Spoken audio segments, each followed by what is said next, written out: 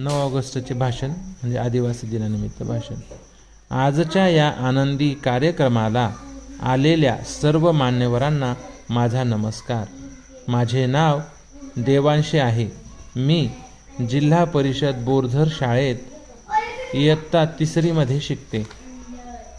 मी आज तुम्हाला वीर आदिवासी तंट्या मामा भिल यांच्याविषयी माहिती सांगणार आहे.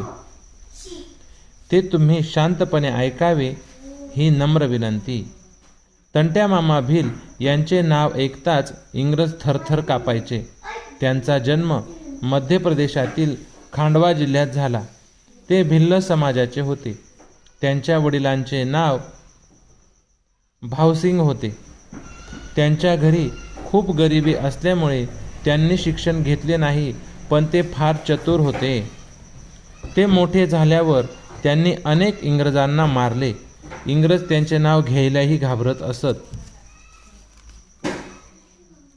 त्यांनी इंग्रज व अनेक वाईट श्रीमंत लोकांना लुटले व गोरगरीब आदिवासी बांधवांना धान्य पुरवले. अशा आदरणीय तंट्या मामा भिल यांना नमस्कार करून मी माझे भाषण संपवते. जय हिंद, जय भारत, जय आदिवासी. धन्यवाद.